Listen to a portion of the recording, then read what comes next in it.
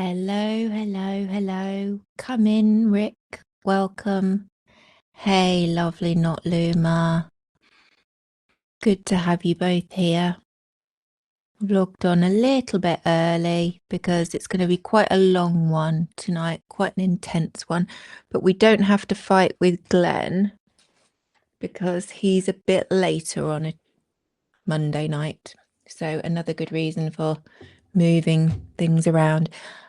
Hello, Daphne, Melvin, and Laurie. Welcome. Thank you, Not Luma. I'm trying to take on board advice from other people. I think now Substack appears to have gone landscape rather than kind of putting us in that letterbox, like sideways letterbox. I've got some more room because I was trying to fit everything into this narrow window. But the the little one's dad, said from watching the interview with Glenn, he thought it would look better if more of me was visible. And for him to say that, I kind of had to listen because he is not front of the queue for handing out compliments, especially where I'm concerned. So, and I know the girls have mentioned about hiding the cafe logo with my head. So I'm trying to balance it all. But can you hear me? That's the most important thing. Wave or make some kind of gesture if you can hear me all right. Because I'm also trying it without the big uncomfortable headphones because they just squish on my glasses and push against there and it hurts. Excellent. Good to hear. Before I go full on pity party, it's very kind of Not Luma to say that I look awesome because I'm actually still in my pajamas. Oh, because I supported the little fella doing a fun run yesterday, not realizing that he wasn't going to want to do it on his own. He is 12 and he's, quite independent. He walks from the train station to his school when he goes from his dad's house. So I just didn't know that that's what was going to happen. And I also didn't know that putting his trainers on the bottom of the stairs as he came down and saying, Liam, can you put your shoes on, please, sweetheart? We need to go. It's my bad. I should have checked that he put the trainers on, that he literally had to fall over, and not the school shoes that he had to find off the shoe rack. So when we were 5 minutes away from the park and I saw that he had his school shoes on, I was like, oh my God. This is after already having understood that I was probably going to have to go around the whole 2.62 mile course with him. It's fine, thinks I am probably going to have to drop out at some point. So we're at the same shoe size now. Yeah, I have the same shoe size as my 12-year-old. And the decent thing to do, the mum thing to do, is to swap shoes. Give him the trainers that I was wearing, my trainers, not his, point out, and put on his school shoes. And then when I drop out, as I inevitably will, he can carry on in the trainers. I can't make him run the whole way around in school shoes. But no, I went the whole way around with him and every single part of my body hurts today. It hurts so much. But at the risk of diving into a pity party, we got stuff to talk about. Can't just spend the day in bed. I did just spend the day in bed, but that's not the point. Watch lots of exciting documentaries about plane disasters and wow, that was a little bit eye-opening. Hey, Summer. I didn't see you sneak in. I'm so sorry. We've got Kim, the good Pam. Yay, welcome. Everybody's here. Victoria's here. I don't want to start too early because I don't want anyone to miss out. But I think we can probably kick off now because the main topic of today's episode is going to be crypto. Because I'll be honest, I just glaze over. I know it's not for me. That's all I need to know. I've always been of the opinion that it's some dodgy Ponzi scheme, and it's really, really nice to have some validation by people with actual bona fides in the economics arena. Hey, Neuro. So, before we get started on the main subject, and it's a long one, I just have to touch upon something which is very important to me as an NHS vaccinator who worked on the front line during the COVID pandemic. You may remember there was a little virus going around, ruining all our fun, and basically keeping us stuck inside our homes, those of us who had any sense, until we got a vaccine. And there I was on the front line giving out thousands and thousands and thousands of vaccines. And I do not need your opinion on whether to vaccinate or not to vaccinate, because I've got the science. All I need is for you to show up and say, yes, please, I'd like one of your lovely vaccines, and I'll give you it. If you show up and say, no, I don't want it, but I'm being forced to by this out of control government, then I'll say, you're probably not in the best space, because I really do need your informed consent and I don't feel like I'm getting it. I am not here to force you to take a vaccine you don't want. Anywho, I digress. You all know what I'm going to touch on briefly because it's all over the news today, because we are a little bit sensitive after coronavirus, and not surprisingly, because it really did affect our lives massively. People lost people they loved. People's lives were disrupted. I had my little one learning at home for the best part of a year. Wow, I will never take teachers for granted ever again. And we had some fantastic virtual support from my little one's school. They were amazing. I'm so sorry, Neuro. I'm so sorry. I want all the vaccines too. Literally. Yeah. If I could sign up when we were trying to do this, sorry, this is a bit of a Glenn side tangent, but when I was deciding what treatments to have for my scalp psoriasis, I was right there saying, yeah, give me the immunosuppressants, because if I'm on immunosuppressants, then I get to go to the front of the queue for all the vaccines. That's how I'm in. On the vaccines, I'm in. I am not saying you have to have one. It's like abortions. Can we just all agree that if you don't like them, I will never make you have one? Okay? Seem fair?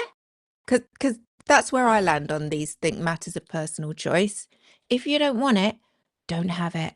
But do come crying to me, because we're the NHS and that's what we do. We'll fix you no matter whose fault it is. Because let's be honest, we're none of us paragons of virtue. If we start deciding we're not going to treat people with heart disease because their diet was poor, or we're not going to treat people with lung cancer because they smoked 20 a day for about a year in their teens, then who are we going to treat? Are we not going to treat elite athletes who've got muscle strains, or motor racing drivers who've been in horrific accidents?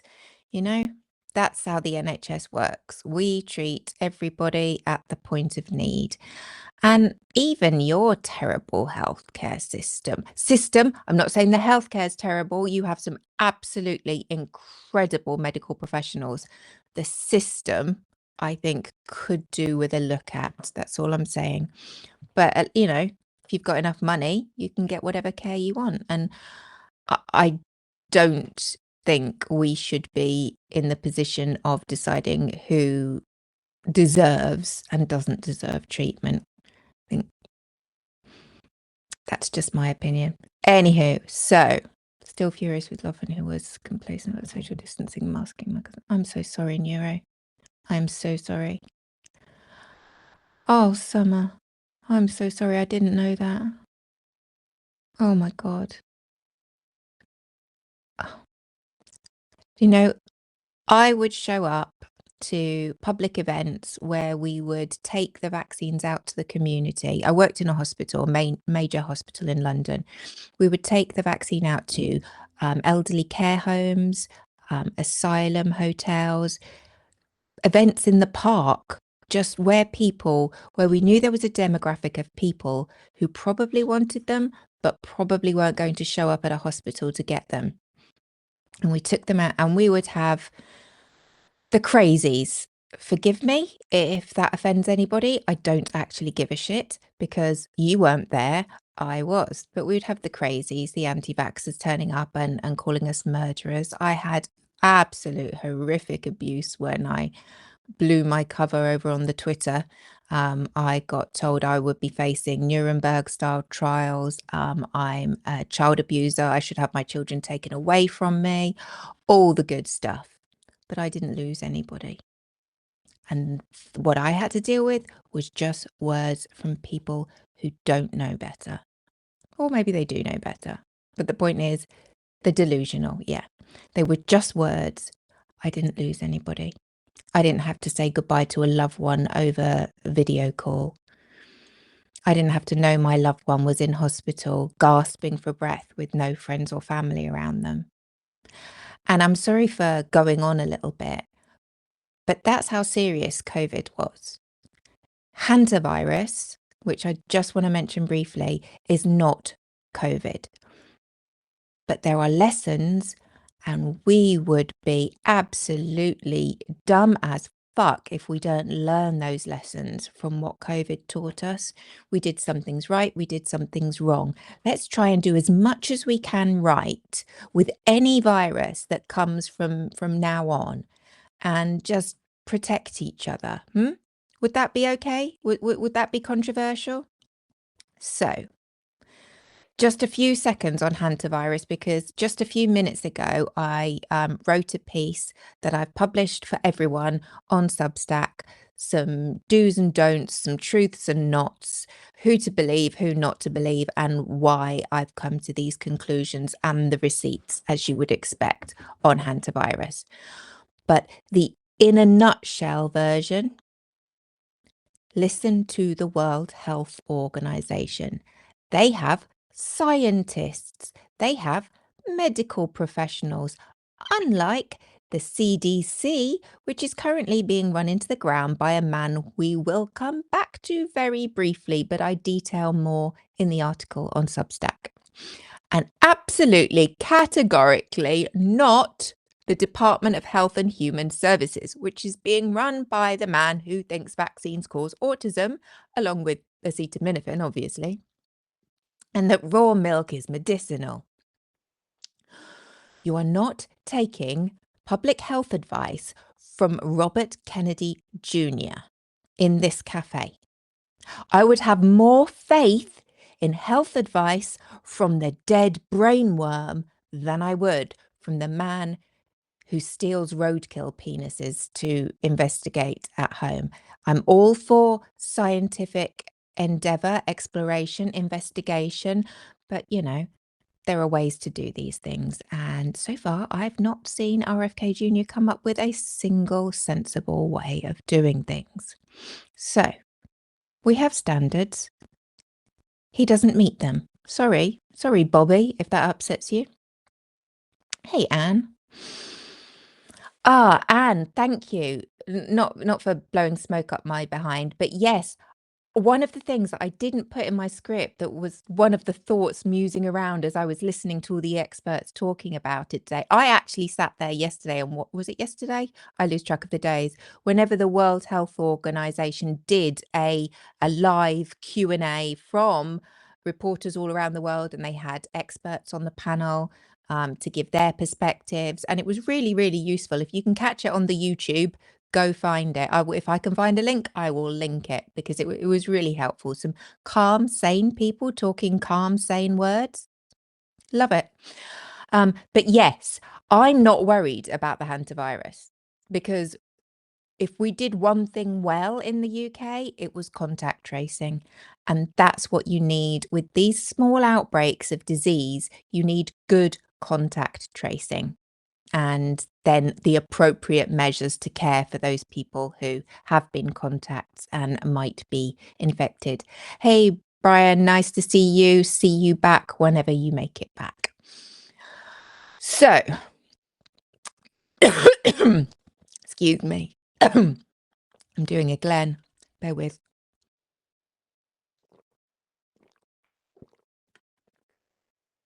So, yes, the good news. Every single previous outbreak of the Andes variant of hantavirus has been contained. Everyone. This is not a novel coronavirus like COVID-19. We know about this. We know how it works. We know how it spreads. We know how to treat it. There are no vaccines, unfortunately. There is no magic shot to make you all better, but we know what we're dealing with and we know how to contain it. We had a birthday party, there was an outbreak, a funeral, a car journey. All of those were contained. So think about the type of contact that goes on in those kind of environments. It's airborne-ish, Neuro. And airborne-ish isn't very helpful. You can get it in close contact with symptomatic people. We think it's just the symptomatic people, whereas COVID was very asymptomatic spread. You don't literally have to be snogging someone's face off to get it. But if you're sitting in the back of a shared car, or you're, the hugging at a birthday party or a funeral, that kind of contact. So I've been very careful, because I was listening to a professor earlier, to move away from the prolonged intimate contact narrative. It's not prolonged or intimate, it's close contact. You're not going to go into a room where a hantavirus sick person has been half an hour ago and still be at risk, we believe, at the moment. We're not talking about the next pandemic at the moment. It's not even an epidemic. It's just an outbreak, and we have had them before and we have contained.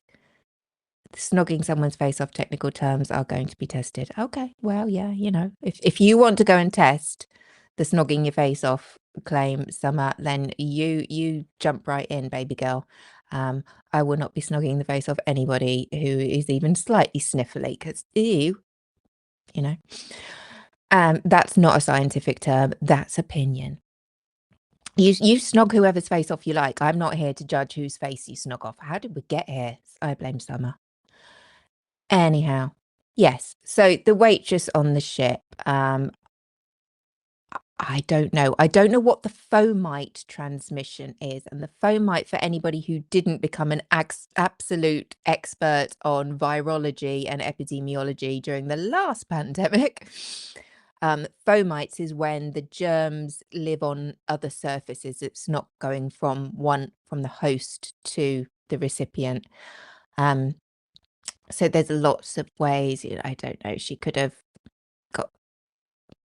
picked up a napkin with germs on and then touched her own mouth. We all learn how much we touch our faces in the last outbreak. But yeah, I don't think the waitress was snogging anyone's face off. But they were in close contact. Any of these physicians right over these people treating them. And it's only the Andes variant of hantavirus that is person-to-person transmissible. So, full fact sheet is on Substack. The key takeaway is it's just an outbreak and it doesn't need to become any worse. But if somebody looks a bit ill, don't snog their face off. My advice, you do you. Now back to the head of the CDC and the NIH, I believe, because he's just that good. That's just my opinion. This is very subjective. This is just my opinion, and you are free to believe what you choose. But we have experience with one Dr. Jay Bhattacharya. The man currently running both the CDC and the NIH simultaneously, because, why would you need two experts when one lunatic can do the job? He appeared on CNN on the 10th of May, so that was Sunday, yesterday, telling you not to panic. Now, in my opinion, the general advice, do not panic, is good advice, but not for any of the reasons that Dr. Bhattacharya will give you, because the man is fringe, to say the least, and that's the most polite word I can think of for him. This is just my opinion. Jay Bhattacharya is a dangerous man and a threat to public health.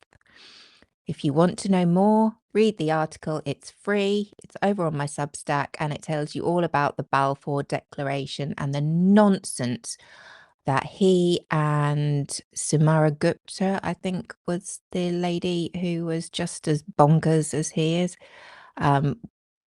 The trouble that they caused here in the UK when we were just trying to keep people safe.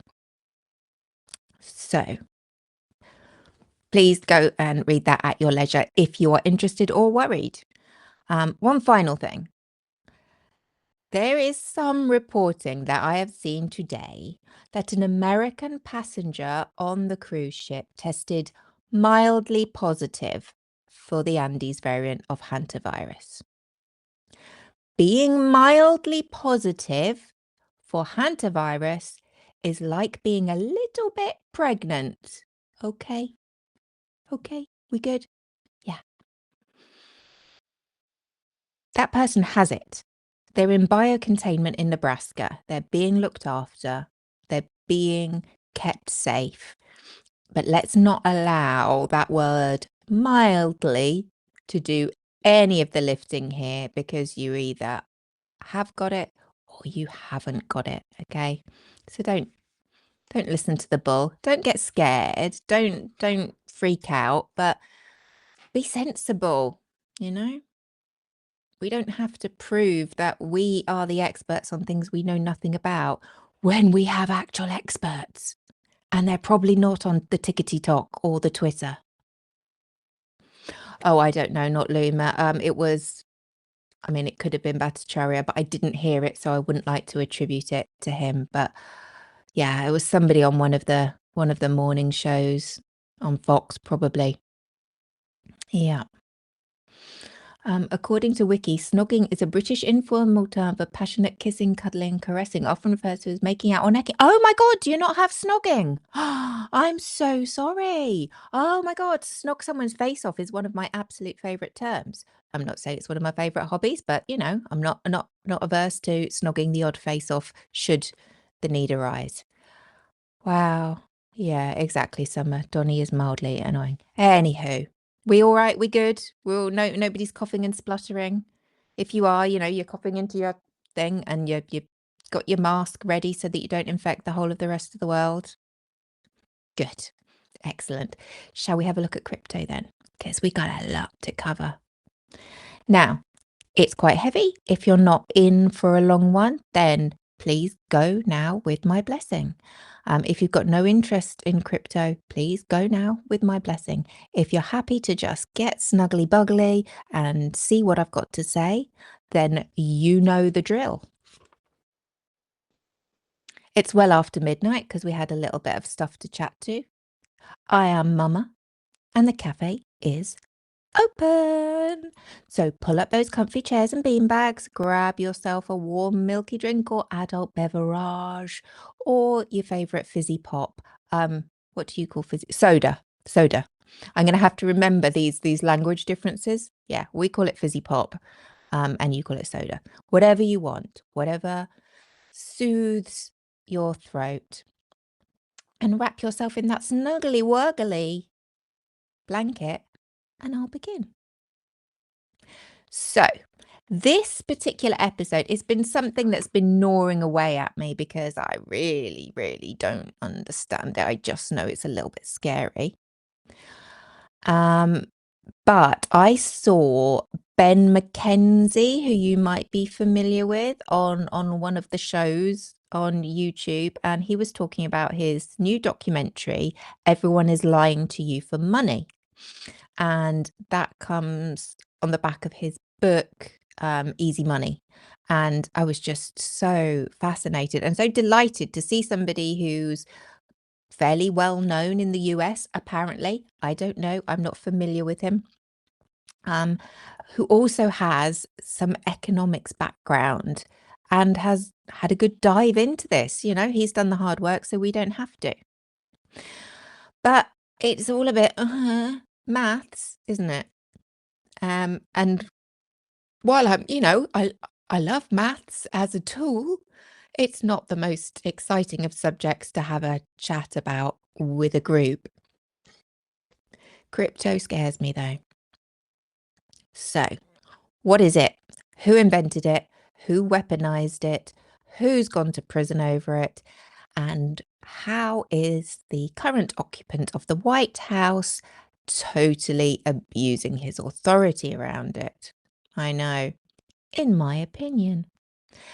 This episode, as I say, is inspired by Ben McKenzie. He, for those who don't know him, he is Ryan Atwood from a series over in the US called The OC.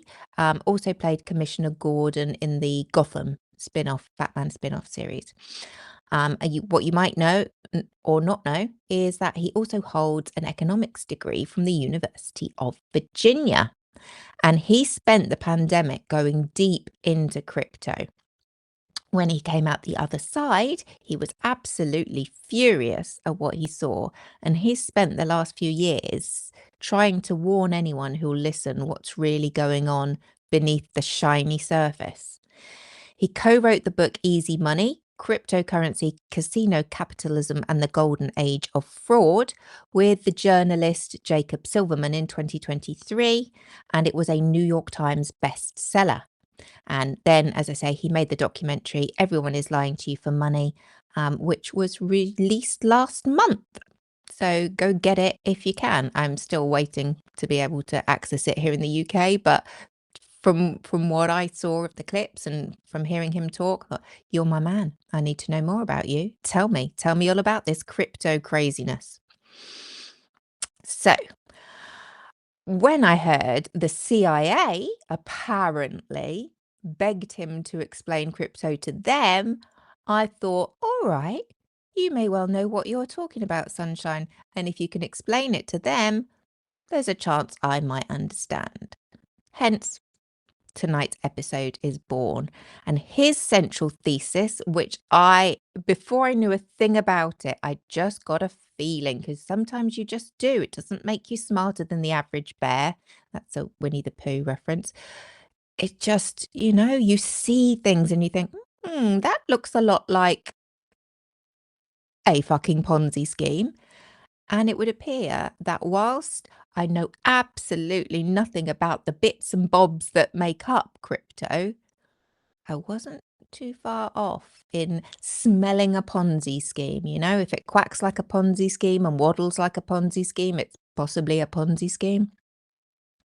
Anyway, see what you think by the time we finish, all right? I just bring you the information as I find it with the receipts and leave you wise individuals to make your own decisions because, we're all adults here. Let's not patronize each other. So I asked when I was researching it, one of my Google searches was on describing crypto in crayon, because that's the level I needed it pitching. That's how little I understand about it all. So hopefully we'll start at the beginning and we won't leave people behind, because regular folk that I've spoken to have said they're where I am. And they, it sounds good, but, and thankfully that healthy fear has kept the people close to me safe from being taken advantage of. And that's all I want. There is money to be made, and we will cover that but not for very many people. And you will see for why. So, what is cryptocurrency? It's a digital form of money. That bit's fairly simple. Unlike the pounds in your online bank account or dollars in your wallet, it's not issued or backed by any government or central bank. That's the main difference.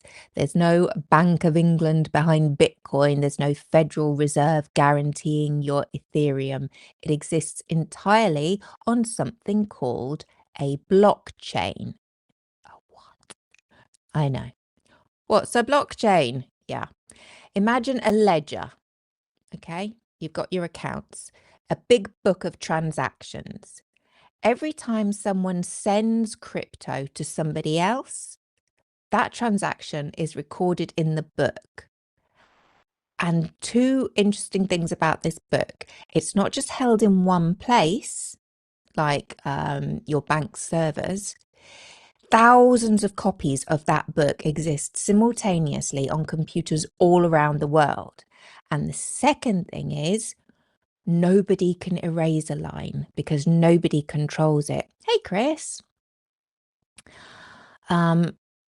Each copy of that ledger updates at the same time in real time. That distributed ledger is the blockchain. The blocks are the groups of transactions. The chain is the order that those transactions happen. Okay? The key selling point, the revolutionary pitch, if you like, was this. Because no single person or institution controls the blockchain, it can't be corrupted. And we've seen corruption in developing world countries, but also in countries you would hope would know better and would have learned from mistakes from the past, but clearly have not. No government can inflate the value away by, what's it called? Fiscal easing? Is that what it's called? Where you just print more money? No bank can freeze your account. No regime can steal your wealth. For people who watched the 2008 financial crisis unfold and then had to see the banks get bailed out, so the guys with all the money were fine, while ordinary people lost their homes, this idea of there being no external fingers meddling in your pie was almost intoxicating. So the pitch, because there always has to be a pitch to these things, take the power away from the banks and governments and give it back to the people. Sound familiar? Every good con requires a compelling hook, and this worked. They say, hey, Chris, you don't have to apologize. Welcome. I was just doing a brief what we need to know on hantavirus, but the whole article is on Substack, so please enjoy at your leisure. Now we're on crypto that nobody understands except the people getting really rich off it. So, what other bits and pieces have we got to unpack? We've got Bitcoin, wallets, and exchanges. So these are the basics. Bitcoin was and it does get more interesting when I start talking about the criminals, just FYI. This early part is just for those who really don't understand what the fuck it's all about. Hello, that was me, and pretty much still is me, to be fair. So Bitcoin was the first cryptocurrency, and that was created in 2009. Now, its creator or creators, because we don't know, it's still very, very murky. They operated under the pseudonym Satoshi Nakamoto. If you've heard anything at all about crypto. Yes, Ben McKenzie, Chris, exactly. Did you see that as well? I was inspired by him. Fabulous guy. See, Chris knows who I'm talking about. And Chris wasn't even here for that bit because she nodded off. So, you know, keep up, everybody, keep up. You've got Chris to keep up with. Yes. So Satoshi Nakamoto, we still to this day don't know who Nakamoto, sorry. And I watched a really good documentary that I cannot remember the name of, but if I find it, I will link it. And it was kind of like a who is Satoshi Nakamoto? It might have even been called Who is Satoshi Nakamoto? And there's all sorts of theories. It's very interesting. It's quite rabbit holey, so be careful. Be careful. You've got all your abseiling and what's it called when you go down into potholing, all your potholing gear firmly fastened before you delve down into the Satoshi Nakamoto rabbit hole, because it's deep and you can get stuck down there. He does, Chris. See, Chris saying he's got a new movie on crypto. What did I tell you? What did I tell you all a minute ago? He's got a new movie on crypto. Go watch it. If I can find a way to link it, I'll link it. Who did Trump pardon that had crypto company? That is a really good question, Anne. And if you'll bear with me, he appears in our rogues gallery of crypto criminals. So just, hang fire. Everyone is lying to you for money is indeed the name of the movie. And I think we should all watch it as soon as we get a chance, because he just seems like a really smart guy. And I love smart. Oh my God. If there is anything that can get me to snog your face off, it's smarts. Anyway, well, Chris, that won't make much sense to you. We were talking about snogging faces off earlier in the light of hantavirus and spreading viruses and things, blah, blah, blah, blah, blah.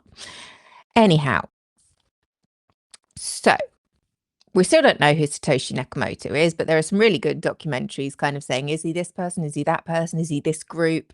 Very interesting. One of history's greatest innovations, maybe. And we've got no idea who to thank or who to blame, depending. We'll snog for brains. Exactly, Chris. Exactly. Yeah. Make me laugh. And literally, I mean, I'll buy the rings. So Bitcoin was interesting because it was designed with a hard cap. I didn't know this, so that's why I'm stressing it. There'll only ever be 21 million Bitcoins in existence. The scarcity was deliberate. The argument being that unlike with dollars or pounds or any other currency, which governments can print infinitely and devalue by doing so, because the more you've got of something, the less it's worth, Bitcoin couldn't be inflated away. It was, its advocates claimed, digital gold, so it held its value like the gold markets. To hold on to crypto, though, you need a wallet, not a physical one, a digital one. A crypto wallet is essentially a pair of cryptographic keys. I did not know this either. I love learning. So there is a public key, which is like your bank account number. So you give that to people who you want to send you money, and that's what they use to do so. And a private key, which is yours, don't give it to anyone. It's like your PIN. And if you lose it, everything is gone. There is no customer service department. There's no branch you can walk into. There's no appeals department. Lose that, it's gone.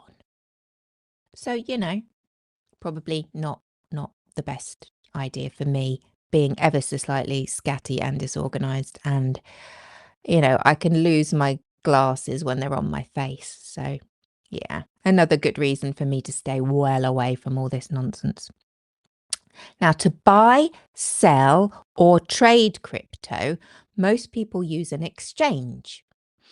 And this is a platform where you can swap real money for digital tokens and vice versa. Okay, the biggest names include Coinbase, Binance. So you may have heard of some of these, and until its rather spectacular collapse, FTX. Exchanges are essentially the high street banks of crypto, except they are largely unregulated, and we'll come back to a bit of regulation later. There's no deposit protection scheme, and unfortunately, Their CEOs have a startling tendency to end up in handcuffs. Little teaser there for where we're going, but we'll come back to that. So the key points: cryptocurrency, digital money not backed by any government or central bank. Blockchain, a shared tamper-resistant digital ledger distributed across thousands of computers. Bitcoin was the first cryptocurrency hard capped at 21 million coins ever. Your wallet is the software holding your public-private cryptographic keys. Lose the private key, lose everything.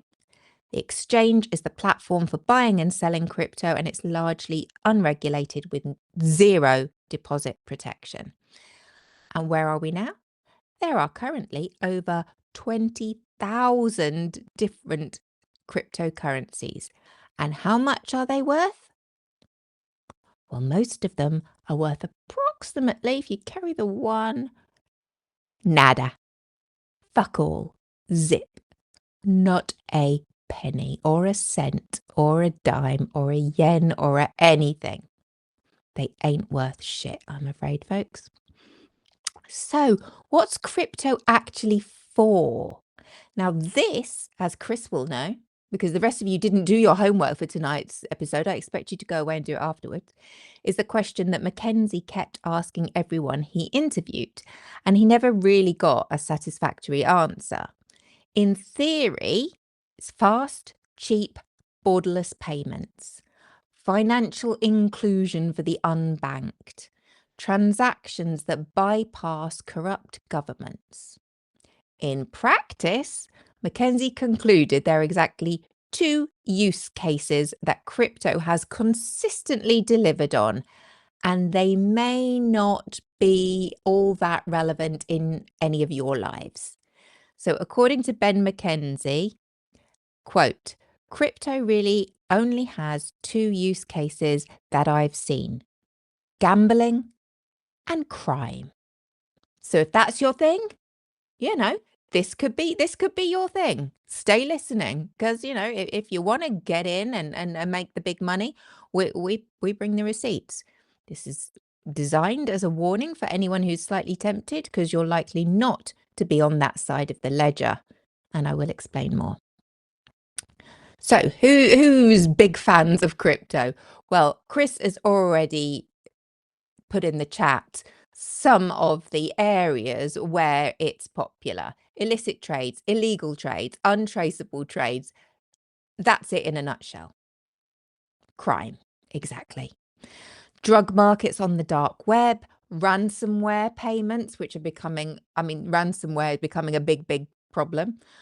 Sanctions evasion. We know we've got sanctions all over everybody who's not behaving very well, but they can get around these sanctions and still get money going in and out through crypto. Money laundering, everyone's favorite part-time hobby. Mob work. Thank you, Pamela Williamson. North Korea, interestingly, yes, the actual country of North Korea, big fans. Yeah, Kim Jong-un loves his crypto. Apparently, the country of North Korea stole, allegedly, over 1.5 billion with a B dollars worth of crypto in a single hack of the South Korean Bybit exchange in February last year, 2025, using crypto's pseudonymity to launder it. Their total crypto theft haul now stands at over $6.7 billion. Like I said, Kim Jong-un, big fan. He is one of the world's biggest crypto investors. So, you want to play with the big boys, this could be your thing.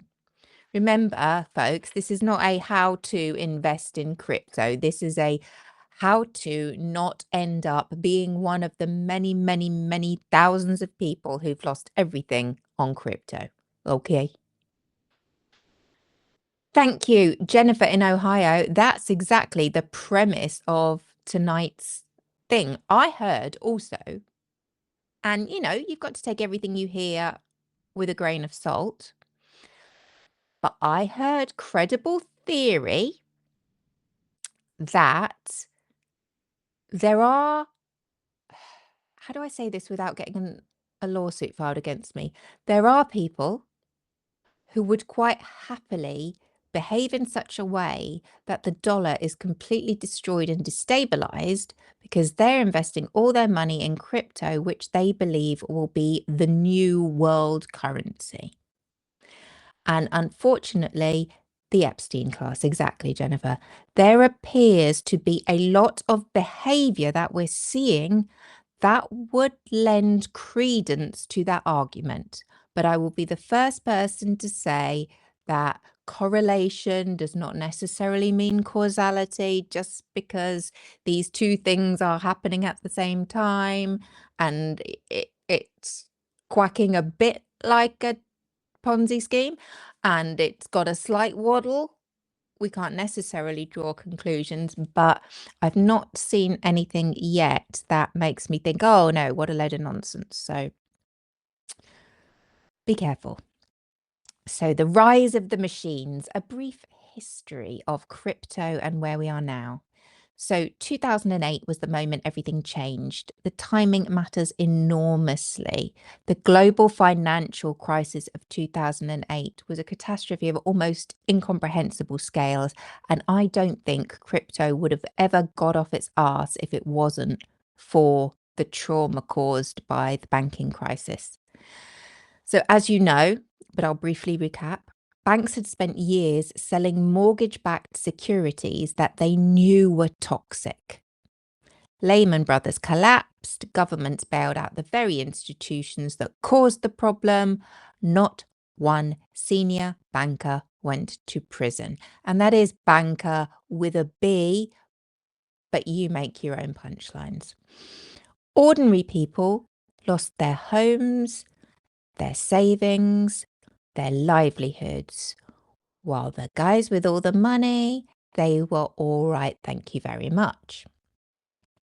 In October 2008, right in the middle of the chaos, an anonymous white paper appeared online, authored by the mysterious Satoshi Nakamoto. It was titled Bitcoin, a peer-to-peer electronic cash system. In January 2009, the first Bitcoin was mined, which means it was created through the process of computers solving complex mathematical problems to verify transactions. I'm starting to glaze, so I apologize to anybody else who is. The very first block, the Genesis block, that contained a hidden message, which was a headline from the Times: Chancellor on brink of second bailout for banks. This was not an accident. Bitcoin was born as a political statement. And I've got no problem really with the essence of, we cannot let this happen again. The banks are taking the piss out of us. Jan, hey Sky Blue Eyes, I didn't see you come in. Please get comfy. So how did it progress? The early years, when it went from nothing to thousands. And some of you may remember that when Bitcoin was born, it was essentially worthless. The most famous early transaction, and I remember this, was in May 2010. And that was a programmer named Laszlo Hanic, and he paid 10,000 Bitcoins for 2 pizzas. At Bitcoin's peak price, those pizzas would have been worth 750 million, with an M, dollars. May the 22nd, the date of the transaction, is now celebrated in the crypto world as Bitcoin Pizza Day because, of course it is. We are not making this shit up. You couldn't, could you? So gradually, Bitcoin attracted a community: libertarians who distrusted governments, tech evangelists who saw the future, criminals who appreciated the pseudonymity, and speculators. Always the speculators, long before Polymarket and the other one were a thing. They saw the line going up and they wanted in. So the booms and busts, because Bitcoin's been on a little bit of a a merry-go-round. I know, Neuro. I mean, pizza deserves better, quite frankly. Crypto, although to be fair, I'd probably pay $750 million for the right pizza. So just saying. So, crypto has got a pattern. Massive boom, spectacular bust, repeat. Rinse and repeat, rinse and repeat. Every cycle brings more money, more hype, and more ordinary people getting burned. Because of course it does, because that's how it all works. So, the cycles in brief: 2009, Genesis block mined, Bitcoin price approximately $0.00. 2010, first real world transaction, the infamous pizza, and Bitcoin was now worth less than half a cent. $0.003. 2013 was the first major boom, and then followed by a collapse, but it was now worth over $1,000 a Bitcoin. 2017, ICO mania. We'll come back to ICO. Everybody launches a coin. I didn't, but that's my bad. Bitcoin is now worth approximately $20,000. So in less than a decade. 2018, another crash.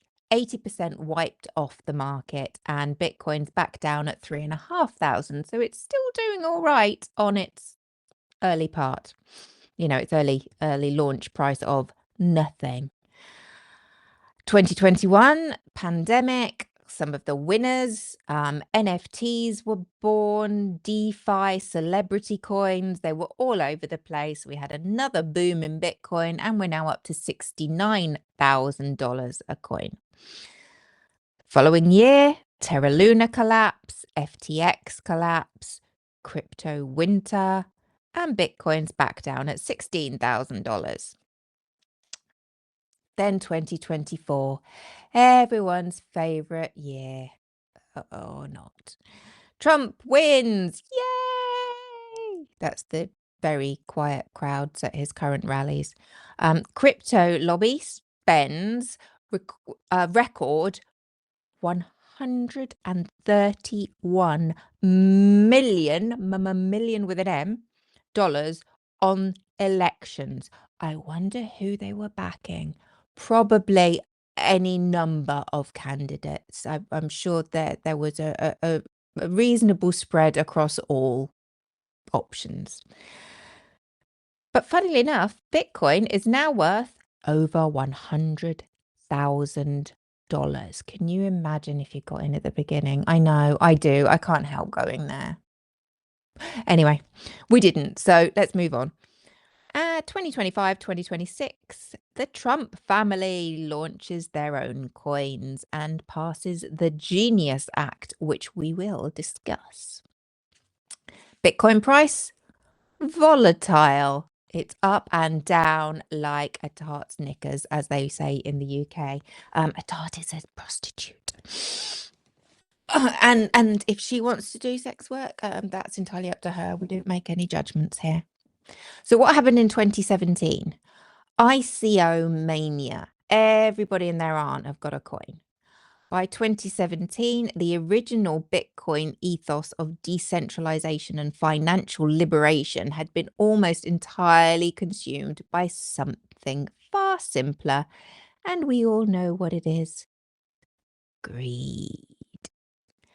Anyone could now launch their own cryptocurrency through an initial coin offering, ICO, essentially a crowdfunding campaign where you sell digital tokens with vague promises about future utility. Most of them, speaking charitably, were absolute garbage. Investors didn't care. The numbers went up, and that was enough. And there are so many examples of people. Are you all familiar with the Hot Tour girl? If you're not, don't look it up. You've dodged a bullet. But even she had a crypto coin. I just, yeah, it didn't do very well, surprisingly. Yeah, the girl who was famous for making a random drunk comment as a talking head on the street. didn't do terribly well in the financial markets. I know, who'd have thunked? 2021 was really the peak of crypto. That was when we saw the NFTs, Matt Damon, and peak delusion. So the pandemic has a lot to answer for, and we've spoken about some of it earlier in the show, but it created a perfect storm. People had stimulus checks, they were stuck at home, there were zero interest rates, making savings accounts absolutely pointless. Then came the celebrity endorsements. Matt Damon even filmed a Crypto.com advert declaring fortune favors the brave. And that aired at the Super Bowl. Kim Kardashian, everyone's favorite Kardashian, unless you prefer one of the others, was paid $250,000 to promote a crypto token called Ethereum Max to her 225 million, with an M, Instagram followers. NFTs then came around, non-fungible tokens. Don't worry, if you don't understand them, you don't need to, because they're a con. In my opinion, they're essentially basically JPEGs on a blockchain, sold for millions. Trump had some. Go look into it, but just don't go too far down without telling somebody where you are. Basically, a pixelated cartoon ape could cost you £500,000. And still, it's not really yours. These non-fungible tokens means you own a unique digital record on a blockchain claiming that you own a digital image. I'm sorry, it's not funny. If you actually bought one, I apologize. You don't own the image. Anybody can right-click on the image and save it and use it and do whatever they like with it. You own a receipt for a thing you can't touch, can't use, and can't stop others from copying. And this sold for 69 million with an M dollars. I know. Don't you sit there and think, I wish I'd thought of that. But we didn't, because we're decent human beings. Not suggesting that any of these con men and shysters aren't decent human beings. I'm sure it is possible to be both. Just never met one. That's all I'm saying. So why do I think it's a Ponzi scheme, and why does the lovely Ben McKenzie come to a very similar opinion? Ponzi scheme on steroids, basically. The structure of it itself is the con, unfortunately. This is where Ben McKenzie's economics degree really earns its keep. And here's where I want you to really listen, because this is the engine underneath the hood of everything else that follows. What's a Ponzi scheme? We've all heard the name. A Ponzi scheme was named after the original fraudster Charles Ponzi, and it works like this. You make a promise to investors of great returns. They give you money. You keep doing this. You use money from your new investors, your latest round of investors, to pay off your original investors. And you take a big cut for yourself. Rinse and repeat until you run out of new investors. It all goes tits up and you go to prison or disappear. Everyone loses everything except the person at the top, unless they can be held accountable, which all too often they are not. Now, most individual crypto coins aren't technically running a Ponzi scheme in that exact structure. What they are is something I think is arguably worse. They operate on what economists call the greater fool theory, and it is just nasty, in my opinion. So, from Economics 101, quote, the greater fool theory is that an investment has value only because somebody else will pay more for it later. The moment no new fools arrive to buy in, the price collapses and the last people holding it lose everything. It's like the worst game of tag you're it ever. You do not want to be the last person being it. Unlike a share in a company, for example, which represents a claim on real assets, real revenues, real earnings, most cryptocurrencies produce nothing. They don't manufacture goods, they don't generate income. Their only value is in the belief that somebody else will pay more tomorrow than you paid today. That's not investment, that's speculation, that's gambling. And who wins when it comes to gambling? That's right, the house always wins. We don't. So let me talk to you about a couple of interesting tangents to the whole crypto story. So first we have Tether. Who's heard of Tether? Don't worry if you haven't, I'm gonna explain.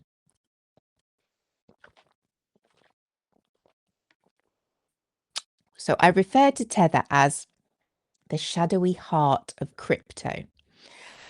And it's at the center of the crypto ecosystem.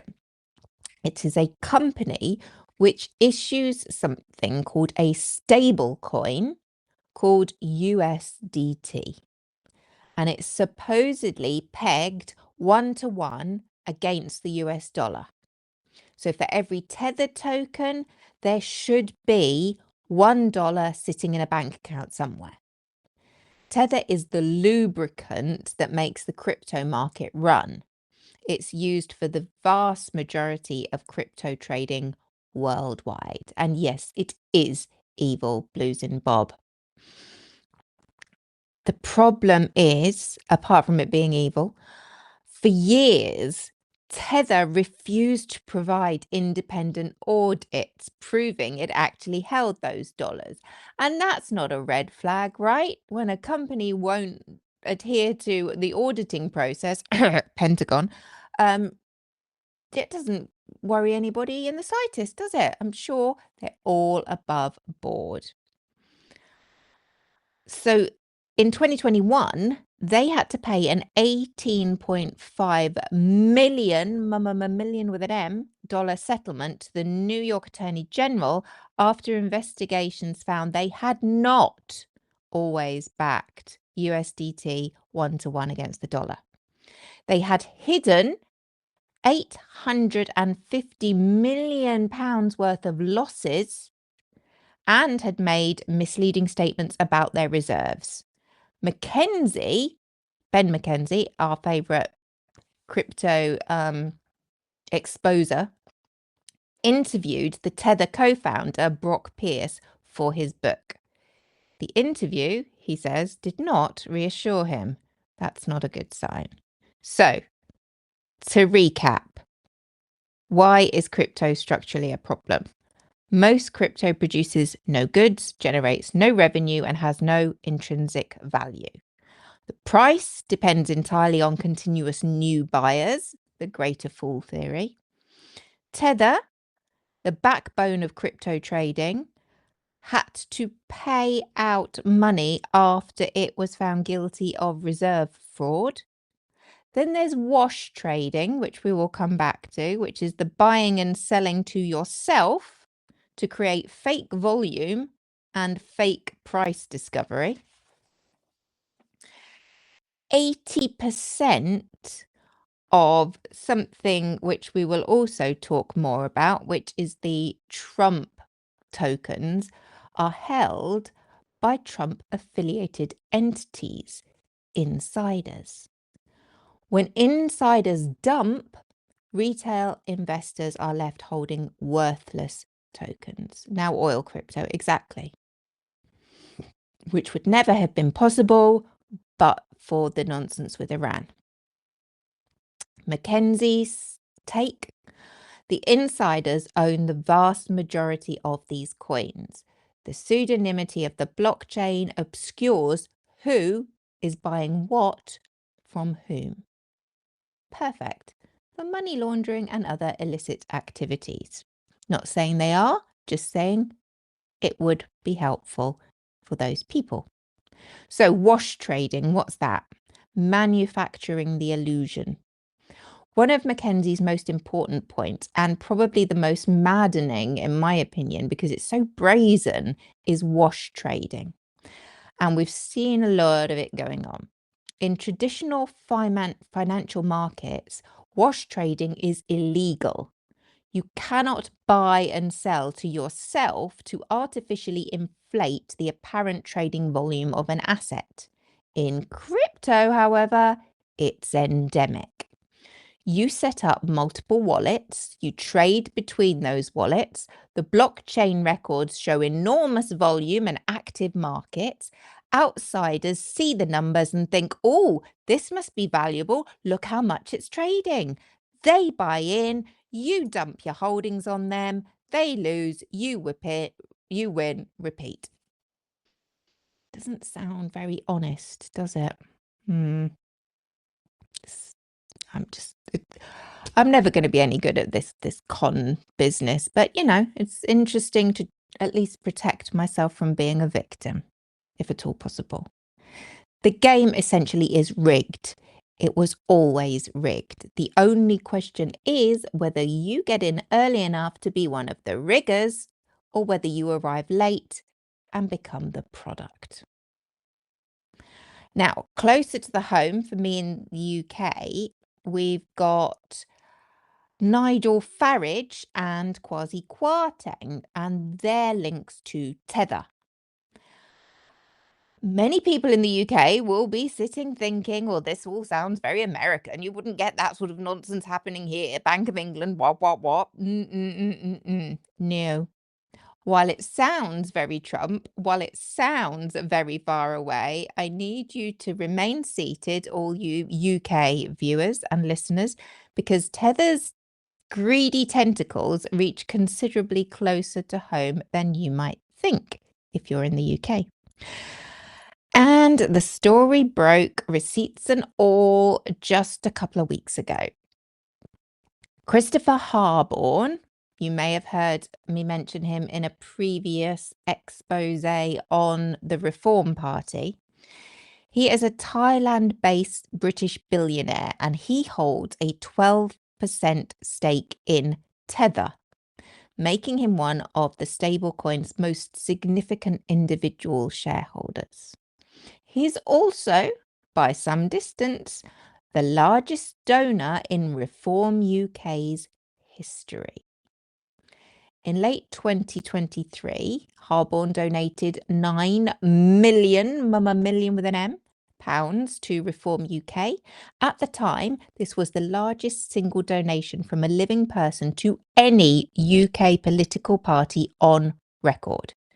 In 2024, he donated a further 2.4 million to the party, totaling £11.4 million worth of declared political donations to Reform.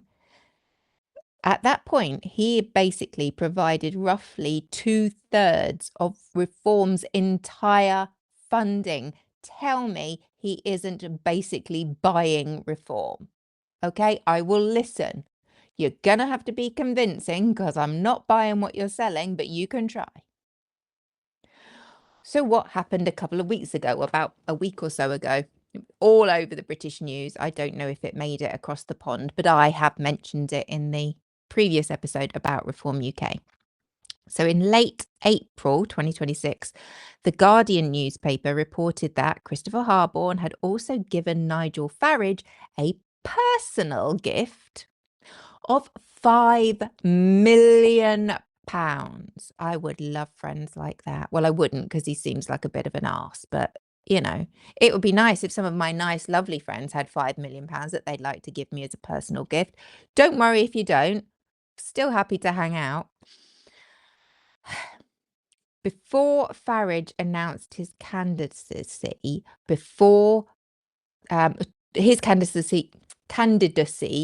for his Clacton seat, where he was going to stand to be their MP, their member of parliament in the British Parliament. He received this donation. So he's not actually an MP at the time. But the Register of Members' Interests, which is basically the confessional for all things donated to members of parliament, because we had a horrendous scandal where basically some unscrupulous MPs were cash for questions. They took the cash, they would ask the questions in parliament, pushing somebody else's agenda, basically the people who gave them the cash. And this didn't seem like a very good way to run a country. So all sorts of safeguarding measures were put in place, including the Register of Members' Interest. And that says any donations you receive in the 12 months prior to you becoming a sitting MP must be declared. That covers this donation. Farage says it doesn't, because although he confirmed that he did receive this donation, he says it was a personal donation given to keep him, quote, safe and secure for the rest of my life, end quote. After the milkshake incident in 2019 and the firebomb attack at his home, which is not a good thing, but the milkshake incident, yeah. As women, we've experienced worse just walking to the end of the road. I'm just going to say that. Nobody should be throwing their milkshake over anybody. Don't do it. It's not nice. There are other ways to make your feelings heard without, ruining a perfectly good suit that never hurt anybody. But it was a fucking milkshake. Yes, it could have been terrifying. There've been acid attacks. Like I said, don't fucking do it. Mind your business. Leave other people alone. Don't be throwing anything on them. But it warranted £5 million worth of personal security, a bit like a guy with a gun who didn't actually fire any shots and didn't actually make it into the same room as the president merits an entire ballroom being built, which the taxpayers should fund for. You see the logic, yeah? Yeah, we weren't buying it either. So he's arguing it's outside the declaration rules. A lot of people are arguing, oh no, it ain't, matey. And they are contesting this to see who's right. So the Conservative Party, and, I don't like to give them credit, but credit where it's due, they've referred the matter to the Parliamentary Standards Commissioner, Daniel Greenberg, asking whether the funds were actually used for political activity. The Labour chair, Anna Turley, said Farage had, quote, broken the rules again. Sound like anyone you know? UK law demands that this must be declared.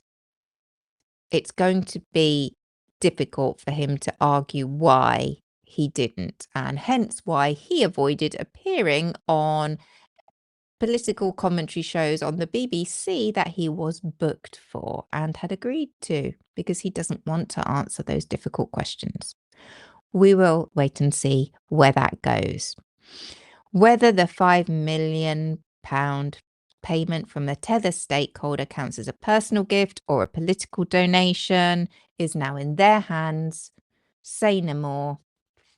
We'll have to wait and see what's decided. And I still have some faith that there is truth in our higher levels of society. So, the recap. Christopher Harborne, 12% stake in Tether, Thailand-based British billionaire. Donations to reform, over £11.4 million declared. Personal gift to Farage, £5 million never disclosed. Farage confirmed the gift, but framed it as for personal security. And I did mention in the Reform UK episode, he refused to hold constituency surgeries, bit like your town hall on a one-to-one level, in his constituency because of security concerns that he claimed were raised by the Speaker of the House of Commons, that the Speaker's office said, no, we didn't. But what you're doing with the £5 million worth of security money then? How much money do you need? For how much security do you, are you that hated? Is it that dangerous being you?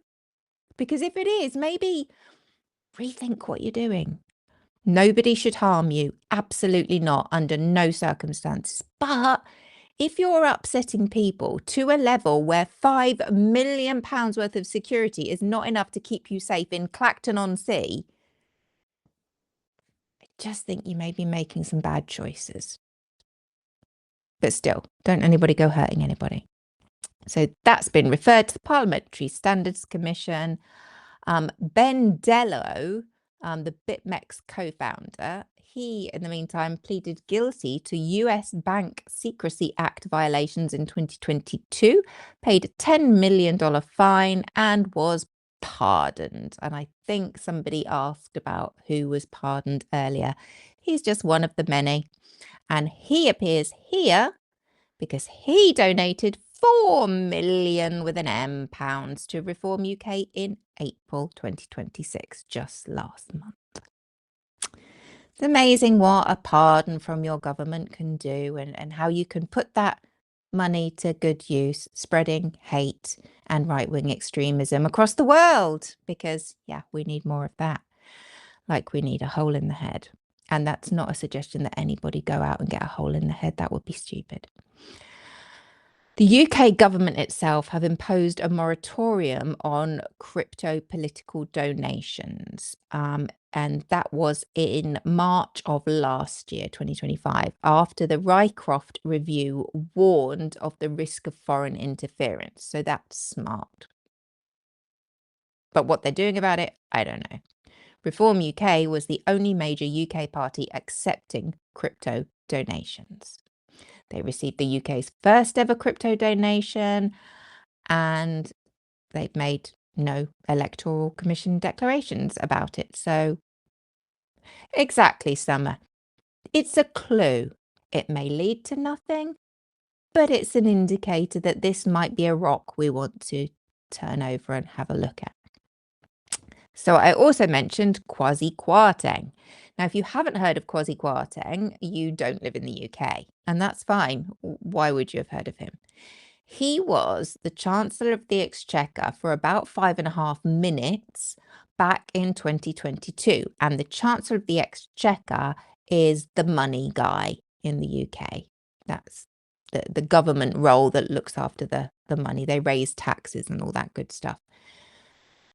He, with Liz Truss, our 5-minute Prime Minister, who lasted less long than an iceberg lettuce in the fridge,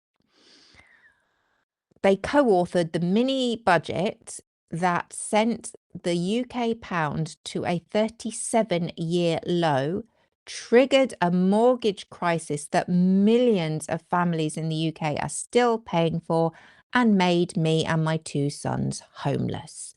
That's not hyperbole.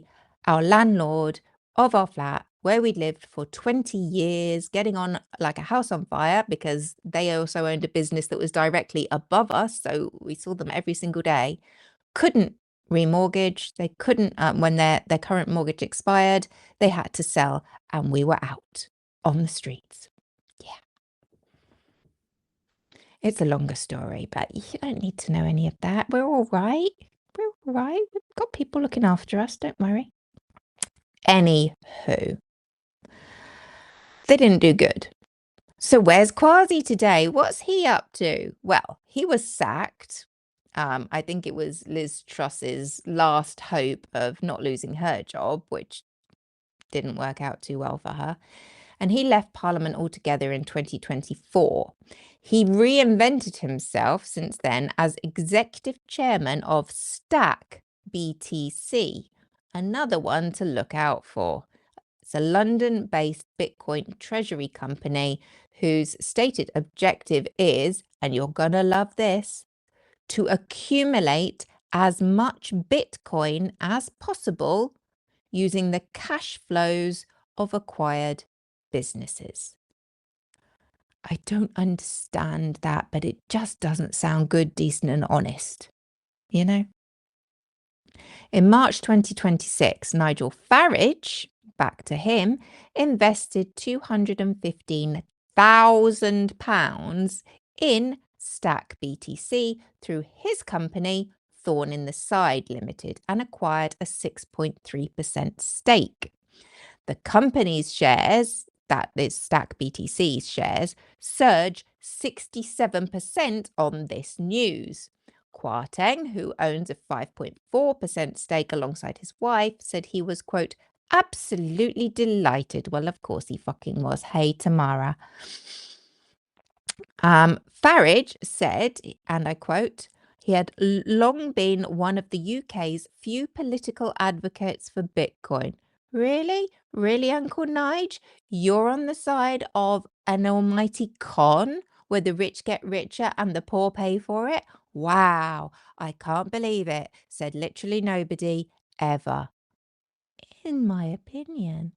Thanks, Tamara. This is my messy hair because I couldn't actually be bothered to do anything with it because I've been trying to treat my psoriasis. Another side tangent you don't need to know about. But thank you. I appreciate you all very, very much. So where are we?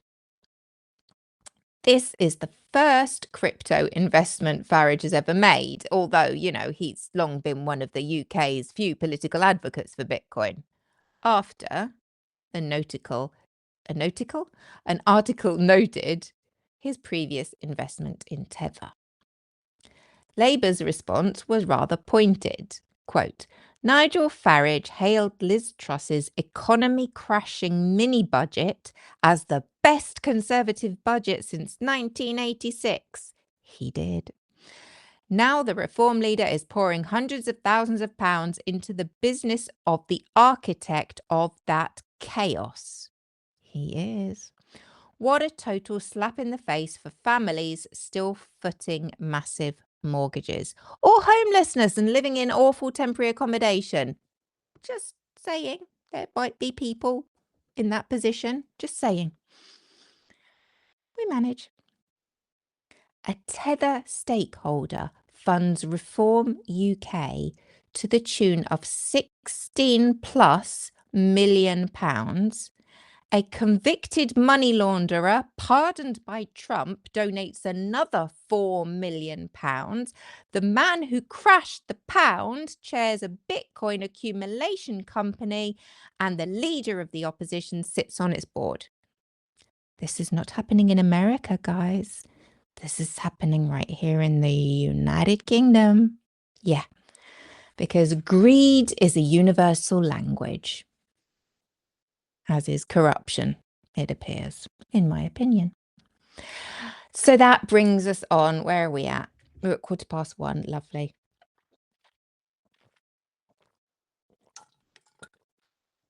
Just a little bit more before we get to the criminals. And I say before we get to the criminals so that you don't get confused and think this next section I'm talking about, I'm suggesting are criminals. Because as we know, the Trump family are as honest as the day is long, apparently. But some have suggested that crypto has given the Trump family mint basically a license to print money. Not what I'm saying, but some are. So get another drink if you need one. Empty those bladders if you want to. This is where it gets properly jaw-droppingly corrupt. And I think that's just coincidental that we're also talking about the Trump family, right? You know, causation, correlation, not necessarily a thing. We don't say anything in the cafe, though, that we can't show receipts for. And we have them. So, from crypto skeptic to crypto president. How did that happen? I wonder. Let me tell you. In 2019, Donald Trump tweeted, quote, I'm not a fan of Bitcoin and other cryptocurrencies, which are not money and whose value is highly volatile and based on thin air. End quote. Oh my God, I did actually once agree with Donald Jessica Trump. I cannot believe it, but like I often say, a stop clock is right twice a day, so it was inevitable. He, Trump, called for crypto to be regulated like the banks. I know, crazy. It's amazing that that never took off as a thing. Fast forward to his 2024 campaign, and who pops up? You guessed it, the crypto lobby. And they spent a record $131 million even on the election, more than any industry in American political history, overwhelmingly backing Trump and crypto-friendly congressional candidates. Trump posted, quote, "I promise to make America great again, this time with crypto." Yay! What changed? You know the answer. Follow the money. Always follow the money. So, Trump coin and Melania coin, the presidential meme coins, because that's the thing that we always needed but never knew we needed. On the 17th of January 2025, 2 days before his inauguration, when he was technically still a private citizen, Trump launched a meme coin called Trump coin. Well, $Trump. 1 billion coins were created. Crucially, though, 800 million of those coins, 80%, were retained by 2 Trump-affiliated companies, Fight Fight Fight LLC and CIC Digital LLC. Only 200 million were released to the public. Within a day, the aggregate market values of all coins exceeded $27 billion, which valued Trump's holdings at more than $20 billion. You are wondering where his wealth came from. This is just one revenue stream because we all know there are many. He's nothing if not diverse. And I don't mean diverse in that way because we all know what he thinks of DEI. So, a Financial Times analyst found the project netted at least $350 million in fees alone from the token sales. The day after Trump coin launched, Melania coin, or dollar Melania. Its launch drained liquidity from the Trump coin, which dropped its value. Melania's coin effectively cost her husband's investors money. By the end of 2025, Trump coin was down 86% from its peak, and Melania coin was down. You won't believe this. I know, it's very sad. Who would have thought? Because I think we all expected it to do really, really well, but it was actually down 99% of its original value. Yeah. Sorry, not its original value, its peak. I'm being unkind. So, the recap. Trump coin launches January 17th, 2025, 48 hours before inauguration. 1 billion coins were created, 800 million of which were retained by Trump-linked entities. Market cap exceeded $27 billion within 24 hours of its launch. Financial Times analysis, a minimum of $350 million were generated through fees and token sales. Trump coin went down. Melania coin went down. And Republican Jamie Raskin, everybody's not Republican, I'm so sorry, Representative Jamie Raskin, everyone's favorite Democrat, well, may not be yours, but he's mine. November 2025 House report stated Trump added billions to net worth through crypto schemes entangled with foreign governments and criminal actors. That's Jamie Raskin's opinion. I happen to find it entirely credible, but it's just an opinion. Tomorrow, it gains value based on how much you think the next person might pay for it. So if I paid $1 for it today and it looks like it's taking off, it's just all speculation. You might think, oh, well, if she's selling it, I'll buy it for $2 because then Bob down the road might buy it off me for $4 and I've doubled my money. It's a Ponzi scheme. Anywho. World Liberty Financial. I think we've all heard of World Liberty Financial. It's the Trump family business. Alongside the meme coins, the Trump family launched World Liberty Financial, WLF, a so-called decentralized finance company. Well, that's not at all worrying. Its website lists Trump's three sons, Eric, Don Jr., and Barron, as the co-founders, along with everyone's favorite international diplomat, Steve Witkoff, and his two sons. Trump himself is listed as co-founder emeritus, with a footnote that he was removed upon taking office, because that's the law. So legally, that's where he stands in terms of his involvement with the company.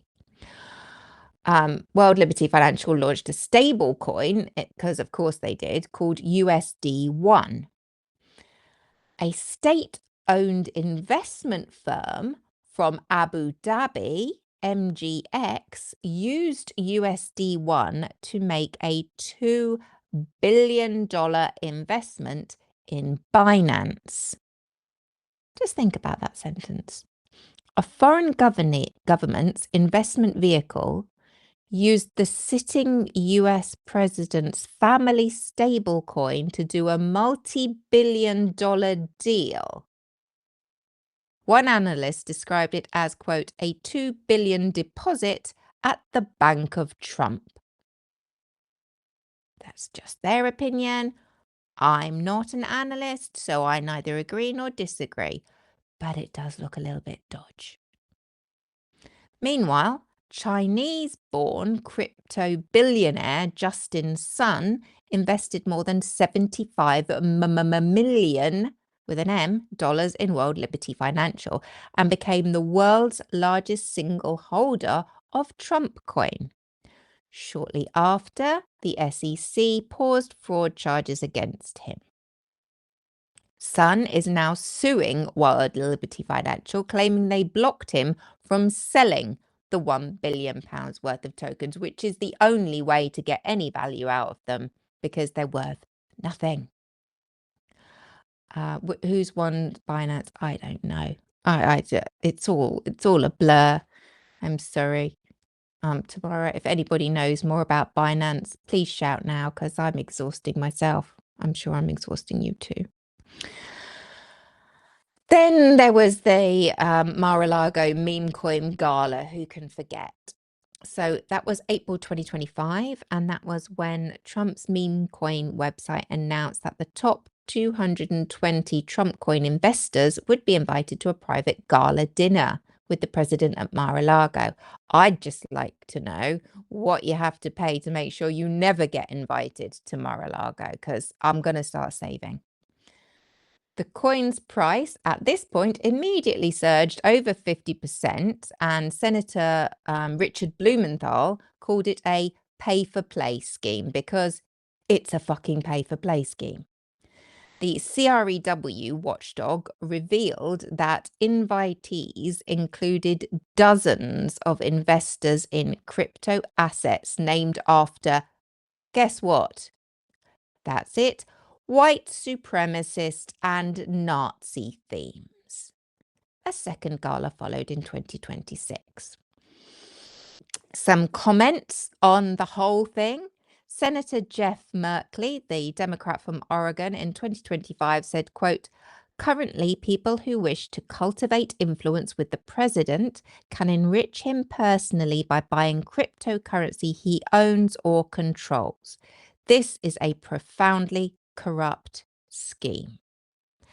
And Anthony Scaramucci, who should know, former Trump White House communications director on Trump Coin, quote, "Now anyone in the world can essentially deposit money into the bank account of the president of the USA with just a couple of clicks." That doesn't sound terrible at all, does it? Right? Foreign interference, just a thought bubble coming out of my head. That's all. Scaramucci actually called it Idi Amin level corruption. And he was a Trump guy. So, he's not exactly a liberal, left, woke socialist or whatever the latest insult is for anyone who's not part of their gang. So we're finally at the criminals because they're just fun and they illustrate exactly what's going on. So one of the remarkable things in Ben McKenzie's documentary is just how many of the biggest names in crypto have actually ended up in handcuffs, in hiding, or fleeing the country. This is not an industry with a few bad apples. This is an industry where fleeing the country is apparently standard operating procedure when things go tits up. Let's meet the cast, and some of these names will be very familiar to you. First, we have Sam Bankman-Fried. He was the founder of CEO of FTX Exchange. His crime was stealing approximately $8 billion with a B in customer funds, $8 billion, diverting money to a sister hedge fund, Alameda Research, to cover his losses. The losses were $8 to $10 billion in customer funds, and investors lost $8.9 billion. He was sentenced to 25 years in federal prison in March 2024. He had a forfeiture of $11 billion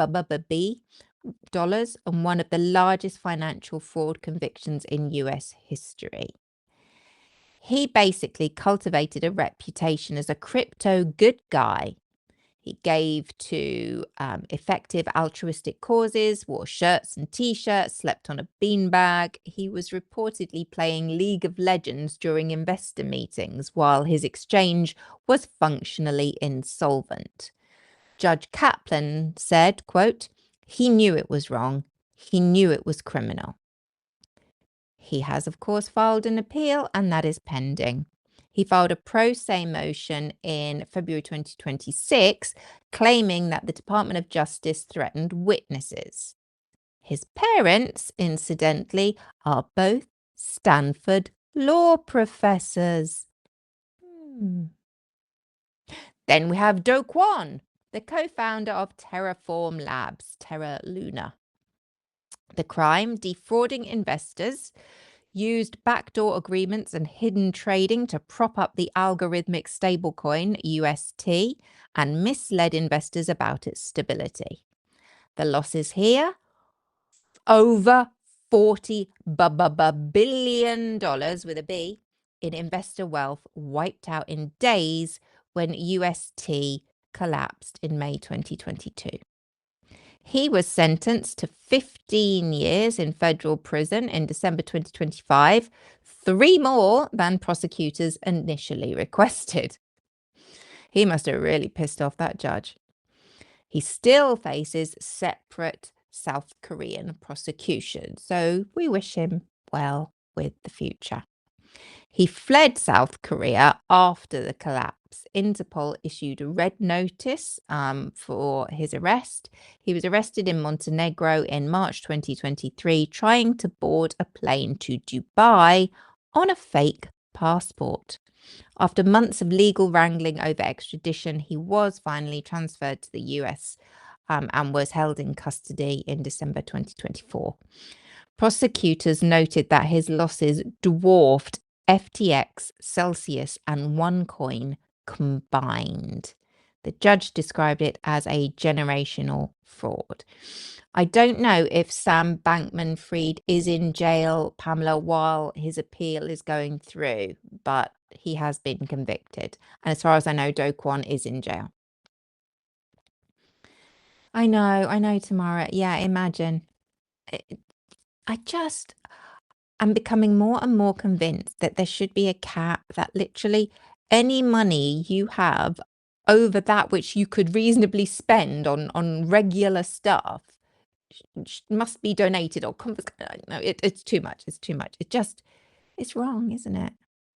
How do we address the balance of wealth when so much greed persists?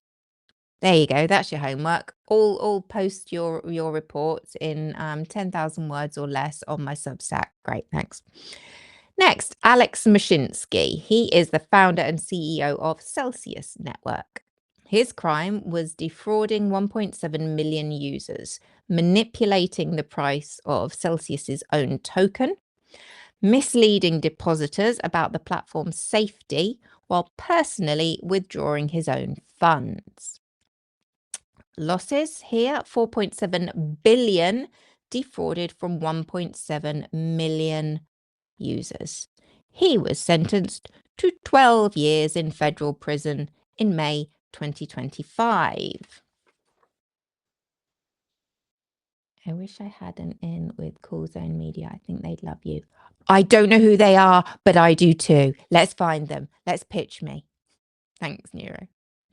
And we will get together for that chat. It's a little bit heavy at the beginning of this week, but I'm going to free up some time. So, World Liberty, sorry, we didn't that. Celsius's slogan was "Unbank yourself." Mashinsky held weekly live-streamed Q&A sessions, reassuring depositors that their funds were safe. Well, that's reassuring me. Right up until the moment that Celsius froze all withdrawals in June 2022. And during that window, what did Mashinsky do? That's right. He personally withdrew $48 million. Prosecutors called him a, quote, predator who preyed on hope. Fucking disgusting. That was me. That wasn't the prosecutors. Celsius was once valued at $25 billion with a B. And then one of my favorites, and I know you shouldn't have a favorite, but Ruya Ignatova is just, if you've got any interest in true crime and podcasts, you may have come across the series about the crypto queen, the founder of OneCoin. That's Ruya. She ran the largest crypto Ponzi scheme in history and basically sold educational packages that gave buyers fake crypto tokens for a non-existent blockchain. This was a con from start to finish. If crypto looks like a bit of a con, this is like a con with bells on. Her losses were an estimated $4 billion with a B, billion dollars from more than 3 million victims in 175 countries. Listen to the numbers of people who are affected by just a handful of scoundrels, and there are more. Her sentence hasn't got one because she's still at large. She's on the FBI's 10 most wanted list, and there is a $5 million bounty on her head. So if you bump into Ruya, you know what to do. Although I'm not entirely sure that ringing Kash Patel is going to get her arrested at the present moment. But, you know, maybe just keep a note of where she shops and you can come back to it when there's a competent director at the FBI. Not suggesting that Car Crash Patel is anything other than competent, but there've been mistakes. That's all I'm saying. OneCoin was just breathtaking in its audacity. It wasn't even a real cryptocurrency. That's what I'm saying. That it was a con of a con. There was no blockchain. The mining operation Ignatova described did not exist. There are speeches. You can see video of her giving speeches on what a fantastic opportunity it is. And it was the mother of all cons. The con was a con. Go look her up. She's hilarious. She vanished in October. Well, not hilarious in a good way. You know what I mean. She vanished in October 2017, boarding a flight from Sofia to Athens, and has not been seen since. But there are lots of really good armchair detectives and the like who are trying to track this woman down. There has been speculation about plastic surgery, escapes on luxury yachts, and protection by organized crime. And this I found particularly compelling in the whole Rudia Ignatova story. Her co-founder, Carl Greenwood, received 20 years in prison. Her brother, Konstantin, received 34 months. She remains the world's most wanted financial criminal. Sorry, I'm just reading the comments. I know that's not very professional, but it's only me. I ain't got no one to do it for me. The final one of our criminal rundown. Changpeng Zhao. He is the founder and CEO of Binance. Did somebody ask about that one? Yes, that's Changpeng Zhao. And let's just say his comeuppance is not going to be nearly as satisfying as the other ones we've covered. His crime was basically anti-money laundering violation. So he was allowing Binance to be used for sanctions evasion, drug trafficking proceeds, and by terrorist organizations. Thank you, Anne. I hope that answers your questions. So he didn't have losses per se. His crimes were compliance failures rather than direct theft. He's allegedly up to no good, up to his eyeballs, but not stealing people's money, just laundering dirty money, apparently, allegedly. Or not allegedly, because he was sentenced to 4 months. That's it. In federal prison. He was released in 2024. And he was fined a corporate fine of $4.3 billion. Well, Binance was. His relatively short sentence caused enormous controversy at the time. Many pointed out that his cooperation with prosecutors and the difference between compliance failures and outright theft accounted for the gap in sentencing. He served his time and was released, but you'll all be really, really pleased to know that he's since received a full pardon from Trump. And what's he done with his new freedom? That's right. Yeah. He's returned to crypto. Other notable pardons, of course, we have Ross Ulbricht, founder of the dark web drugs marketplace Silk Road. And as promised during his campaign, Trump pardoned him too. And then there's this guy, just for completeness, Faruk Fatih Erza, founder of the Turkish exchange Fodex. He, you may argue, has had the harshest punishment. But as Trump will tell you, it's all about how you do the maths.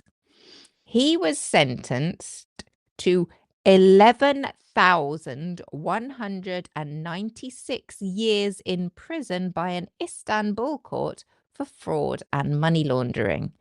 11,196 years. I guess they're just being thorough.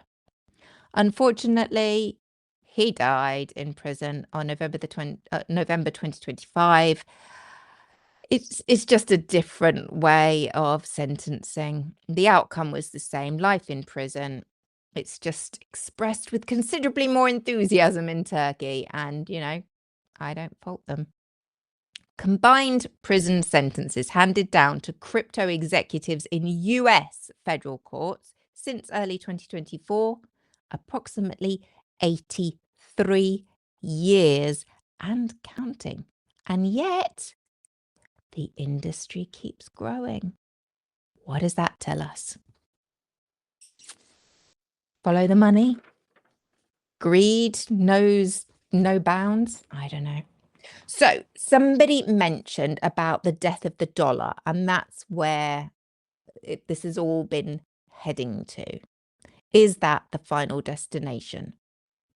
I don't know, but it could be. So crypto is largely a speculative gamble with endemic fraud. The president's family is directly profiting from it while setting its regulation framework. And the sector's biggest names are currently in prison. So what happens next? And should the rest of us be worried? Not just as investors, because we've got more sense, but as citizens who this whole financial impact affects. So stable coins, are they a Trojan horse? Not all crypto is the same. Agree, Sky Blue Eyes. I heard the same. I mentioned it earlier in the episode, and that's exactly what I heard. So it's nice that I'm not the only one who heard the whole collapse the dollar and inflate crypto. Just so happens that they're heavily invested in crypto. It's an argument. And I'll leave it at that. But yes, not all crypto is the same, and this distinction matters enormously. While speculative coins like Bitcoin and the thousands of meme tokens are basically just casino chips, stable coins are different. A stable coin, as we mentioned, is a cryptocurrency pegged to a real world currency, usually the dollar. For every dollar stable coin issued, there should be a real dollar sitting somewhere in reserve. But there's always a but. Stable coins have grown explosively from $25 billion in circulation in 2020 to nearly $280 billion with a B dollars by the end of 2025. In 2024, stablecoin transactions volume surpassed Visa and MasterCard combined. These are no longer niche products. These are becoming financial infrastructure. And then we have the legislation, the Genius Act, and America goes all in on the crypto. So in July 2025, Trump signed the Genius Act. I love the names of these acts they come up with. So Genius stands for the Guiding and Establishing National Innovation for U.S. Stablecoins Act. And that was signed into law. It was the first major federal crypto legislation in American history, and it matters far beyond the crypto world.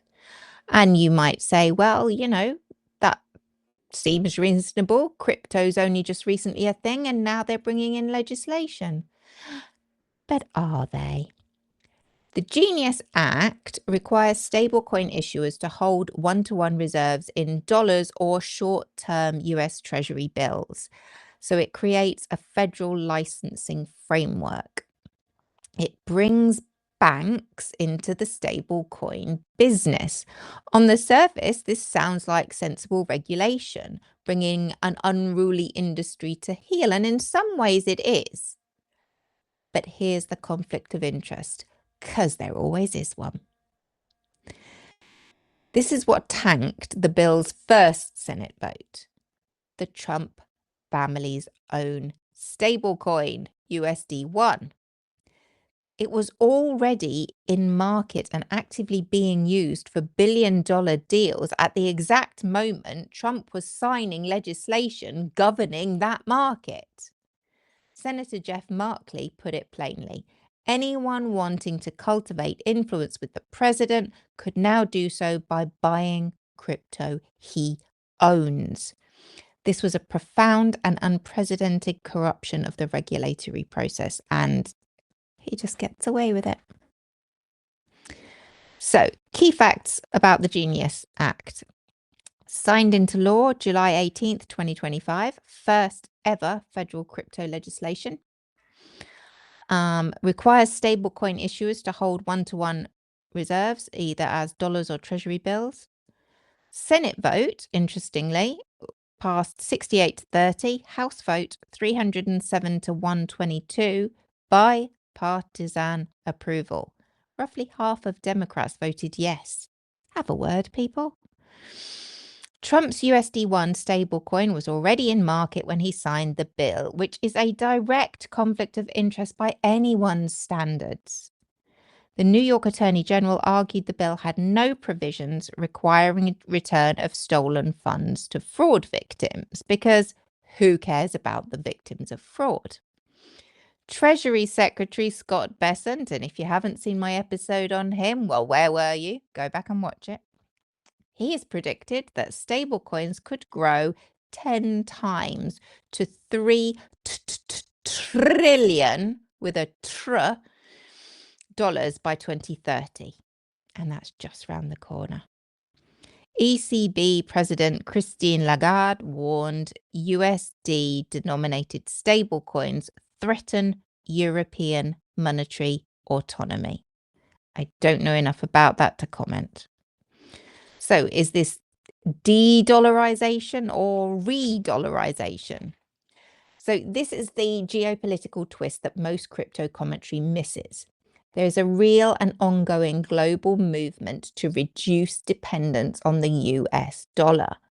BRICS nations, for example, trading in local currencies, Russia and China creating alternative payment systems.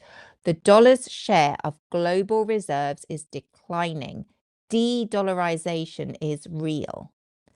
But stablecoins, paradoxically, may be doing the opposite. I don't know, Pamela. I mean, could we play devil's advocate and wonder aloud if maybe they thought some regulation is better than no regulation? Or am I just being naive? I mean, we looked at the influence of APAC over all politics in the United States, so why should this be any different? The swamp still be a bit swampy.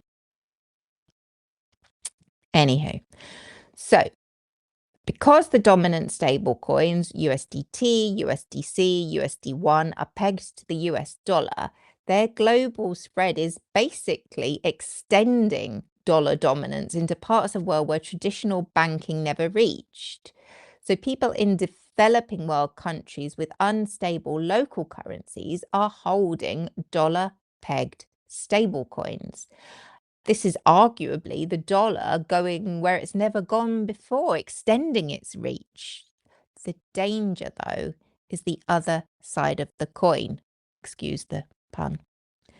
Professor Barry Eichengreen of UC Berkeley warned that if panicked customers ever forced stablecoin issuers to liquidate their treasury holdings simultaneously, treasury prices could collapse, would sharply increase interest rates for all of you and destabilize the broader financial system for everyone. We would have given an unregulated, conflict-ridden industry the power to create a government debt crisis. And we don't need this when you've got your own government to do that. So, is this the death of the dollar, as we asked? Not yet. Probably not the death, but potentially a profound mutation. The dollar isn't dying at the hands of Bitcoin, but it may be being reshaped by a crypto-friendly White House that has handed its own family a license to print digital money, basically. They're willing to write regulations for a market that they personally profit from and have welcomed the crypto industry's billions in campaign contributions while pardoning its convicted criminals. So does it feel a bit icky to you? It does to me. Ben McKenzie, I'll finish with, he says, quote, "Everyone is lying to you for money. the excellent documentary I suggest you all go and watch. Sorry, I digress. The insiders own the game, the ordinary investor is the product, and the politicians have been bought. The only question is whether enough people notice before the next collapse. The crypto industry spent $131 million on the 2024 US elections. It got a president who launched its own coin. It got a stablecoin law signed while his family's stablecoin was already trading. It got convicted criminals pardoned. You do the maths. I just bring the receipts, as you know. And that's where we are. I hope that has been a little bit enlightening and you know a little bit more about the con, the game, the crypto than you did when we started this evening. And it's so lovely to have you all with me. So we've covered a lot of ground and I am very, very grateful for you staying with me. Let me just wind up. So Ben McKenzie walked into crypto as a curious dad with some cash and a vague sense of FOMO. I felt it. When I was a member of a jury, one of the other members of the jury was getting into crypto trading, and that was back in 2021, 2022, maybe 2021. Yeah, because it was 2022. Yeah, I'd already spent a year working as a vaccinator on an ad hoc basis, and then I'd got a job on a full-time basis, but I couldn't go and get the job because I was on this jury panel for 6 months. Another long story for another time. So yeah, I get the FOMO. He walked out of this curious rabbit hole as one of the most important financial whistleblowers of his generation, testified to the United States Senate, wrote a New York Times bestseller, and made a documentary. He has explained crypto apparently to the CIA. His central argument that crypto is the largest Ponzi scheme in history, propped up by lies, insider manipulation, and the capture of political institutions. It has only grown more urgent since Ben first made his documentary. And for Victoria, my reservation, I'll come to my reservation. There are two types of crypto investors. Losers, and I don't mean, I'm not calling your boys losers, people who lose their money, and people who make a lot of money off other people losing their money. And you may suggest, that's what investment is. Somebody makes money, somebody loses money. So it's not my bag. I don't know nearly enough. It's too frightening. I will never be fabulously wealthy. And okay, that's fine. If I was fabulously wealthy, I probably wouldn't be here chatting to you lovely people. So the magic money tree was never magic. It was always a tree planted in someone else's garden with someone else's money, watered by hype and harvested by people who knew exactly what they were doing, while ordinary investors convinced themselves they'd found the secret banks didn't want you to know. There isn't one. If something sounds too good to be true, it usually is, I'm afraid. So thank you all for being here tonight. You are, as always, the reason the cafe exists and, just basically keeping me out of trouble. I'm grateful to every single one of you for popping in, for staying, for just showing up. And if tonight's episode made you think, made you angry, or made you immediately go and check where your savings are, great. That's the point. Please do, if you're not, subscribe, like, share, do all the things. Every share gets our little voices a little louder. And right now, I really do feel like the world needs little voices with big receipts more than ever. Full show notes and the receipts that I've referenced tonight are already up on Substack for the paid subscribers, because I was just being ultra efficient tonight. So if you want to check out my receipts, it's a small monthly donation, you know, pay it or don't. Let your friends know if you've enjoyed tonight's show. If you've hated it, then tell your enemies, and everyone's a winner. If you would like to stay for the closing prayer, you are very welcome. Pull up a chair and settle in. But if it is not your thing, that is totally fine. We don't preach here. We send you on your way with peace and love. There's a prayer. It's coming tomorrow. Don't worry, it's coming. It's your choice, okay? Never an obligation. So those who aren't staying, go. We will see you next time. But anyone who is, I've chosen a Bible passage to inspire tonight's prayer. So it comes from the Gospel of Matthew, chapter 21 from the New Testament, verses 12 and 13. It is, I want you to note, the only recorded occasion in the New Testament where Jesus Christ, a man famous for turning the other cheek, for loving his enemies, for the meek inheriting the earth, lost his shit. No volcano. Volcano's only for Mama's meetings on a Thursday, Neuro.